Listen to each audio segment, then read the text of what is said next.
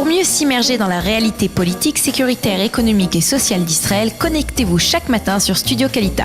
Daniel Haïk vous y attend pour sa revue de la presse. Et 8h22, nous avons un petit problème technique ce matin de bouton, mais ça va se résoudre tout de suite.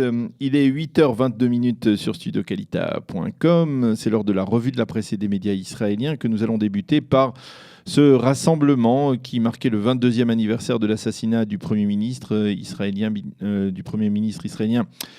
Yitzhak Rabin, le 4 novembre 1995. Des dizaines de milliers de personnes ont participé hier, selon les organisateurs, à cette manifestation, à ce rassemblement, après que pendant une vingtaine d'années, ce rassemblement ait été orchestré par la gauche israélienne, était insisté sur la responsabilité de la droite dans l'assassinat d'Yitzhak Rabin. Cette année, le message véhiculé par les organisateurs était plus rassembleur, plus unificateur. Nous nous souvenons de l'assassinat et nous sommes un seul peuple.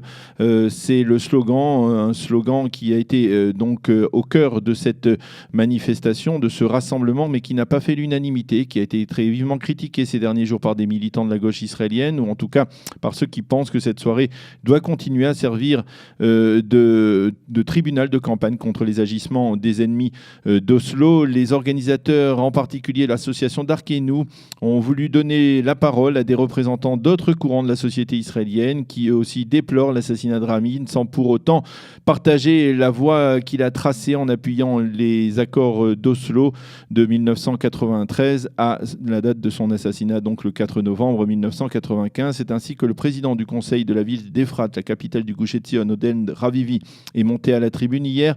Une partie du public l'a certes hué, mais il a pu faire passer son message, à savoir: nous devons cesser de mettre en exergue ce qui nous divise et trouver les points qui nous réunissent et qui nous permettent de vivre côte à côte dans ce même pays. Pour faire la paix, a dit Oded Ravivi, il faut être capable d'aller vers l'autre. Quant au général de réserve Amnon Reshef, il a mis en garde les participants contre la polémique qui risque de se détériorer et de se transformer en guerre fratricide. À noter que dans la foule étaient présents des députés de la droite et même un ministre du foyer juif, Uri Ariel, qui a dit qu'il était venu pour soutenir le message d'unité et de rapprochement en cette soirée du souvenir.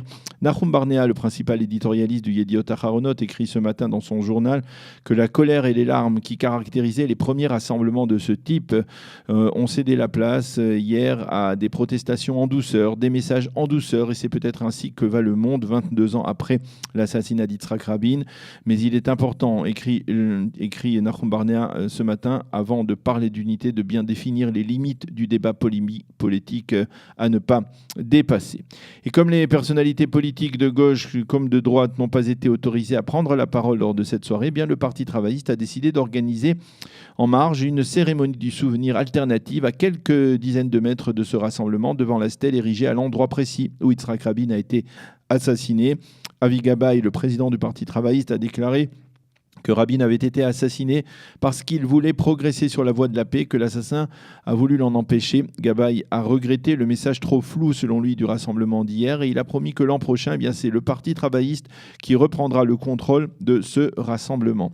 La seconde leçon à tirer, a dit Avi Gabay, est que les vainqueurs écrivent l'histoire et que pour transmettre le legs de Rabin, nous devrons être vainqueurs et remporter les prochaines élections. Et justement, à ce propos, Avi Gabay a dû voir hier soir avec une certaine déception les interventions télévisées de Moshe Kahlon, le président du parti Kulanu et ministre des Finances, et d'Avigdor Lieberman, qui est le président d'Israël Beitenu, mais aussi le ministre de la Défense.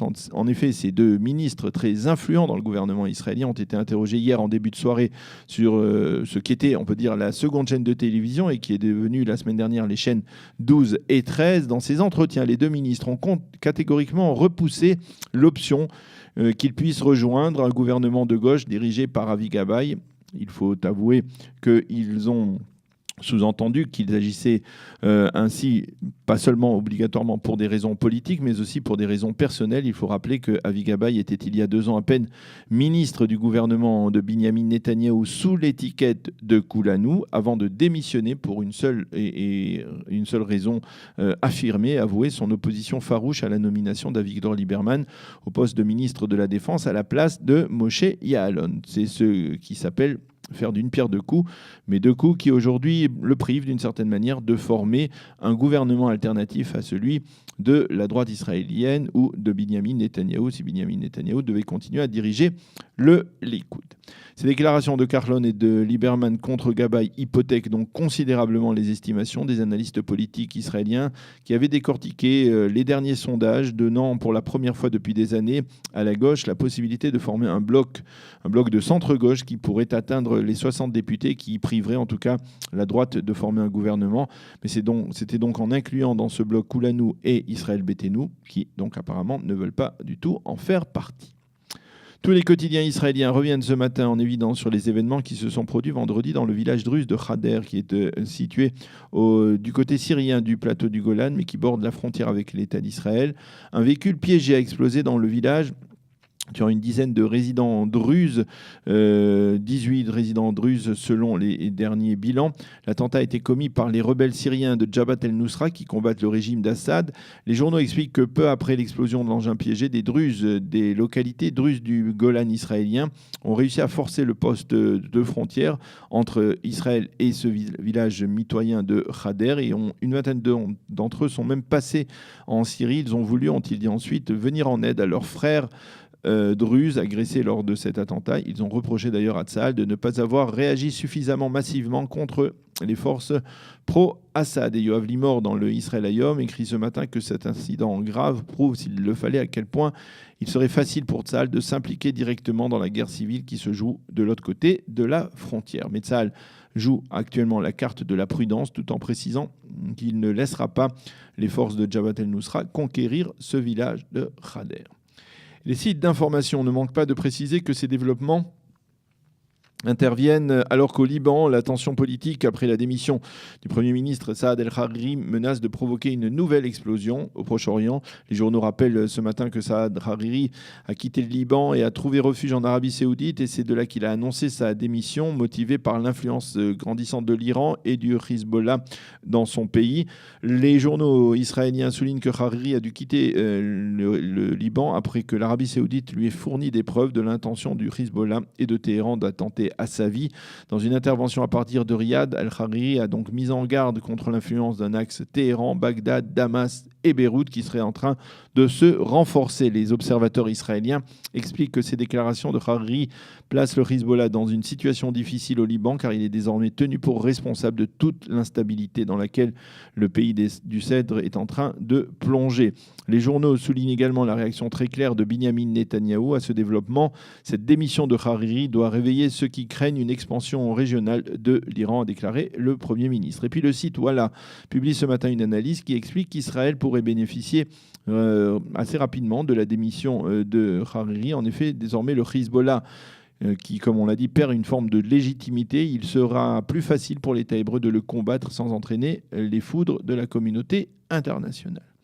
Mais ce n'est pas le seul développement important qui s'est produit durant le week-end dans le monde arabe. Les sites d'information comme Walla, Ynet et NRG nous indiquent ce matin que le prince héritier d'Arabie Saoudite, Mohammed ibn Salman, a donné l'ordre d'arrêter des dizaines de très hautes personnalités du royaume wahhabite qui sont soupçonnées de corruption et de détournement de fonds publics à des fins personnelles. Parmi ces personnalités, on trouve une dizaine de princes de la maison royale et plusieurs anciens ministres et même un milliardaire saoudien très connu dans le monde des affaires. Le site annonce que parallèlement, le roi Salman a limogé, apparemment pour les mêmes motifs, le chef de la garde nationale saoudienne ainsi que l'actuel ministre de l'économie. Les observateurs considèrent que cette vaste campagne est destinée à préparer le terrain en vue d'une désignation probable de Mohammed ibn Salman comme prochain roi d'Arabie Saoudite. Le Israël Hayom souligne que le président de l'État, Reuven Rivlin, s'est envolé ce matin pour Madrid, où il effectuera une visite officielle de 3 jours à l'occasion du 30e anniversaire de la restauration des relations diplomatiques entre l'Espagne et Israël, le centenaire, et également à l'occasion du centenaire du renouveau de la communauté juive espagnole après l'expulsion des Juifs d'Espagne en 1492. La visite de Reuven Rivlin intervient dans un contexte politique très délicat en Espagne, bien entendu, qui est plongé dans sa confrontation avec la Catalogne. Mais le président Rivlin et le roi Philippe, qui se rencontreront durant cette visite, devraient insister sur la bonne tenue des relations économiques et diplomatiques entre Madrid et Jérusalem. Le président Rivlin et son épouse Nechama seront hébergés durant les 3 jours de cette visite dans le palais des hôtes officiels du roi Philippe. Le président a affirmé hier soir qu'il était heureux d'effectuer cette visite historique dans un pays qui est un véritable ami d'Israël, a-t-il dit. Nos deux pays sont liés par les liens du passé. À noter qu'une importante délégation d'hommes d'affaires israéliens accompagnera le président Rivlin dans ce déplacement.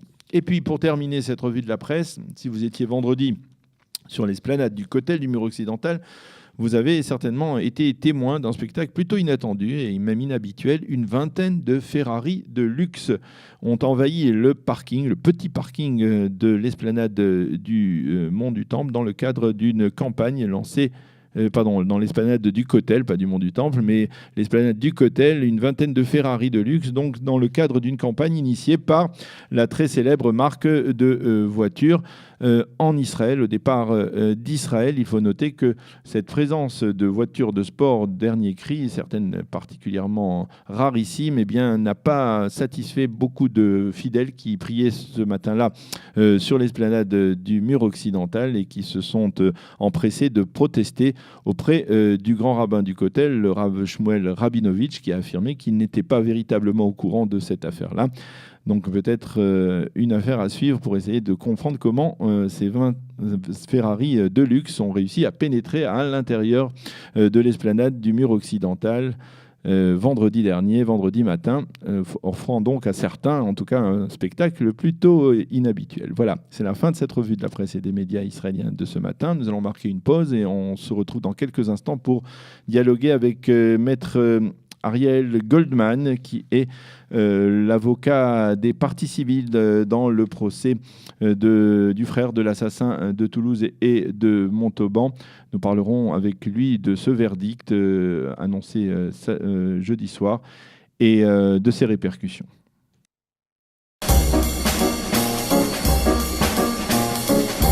Pour mieux s'immerger dans la réalité politique, sécuritaire, économique et sociale d'Israël, connectez-vous chaque matin sur Studio Kalita. Daniel Haïk vous y attend pour sa revue de la presse.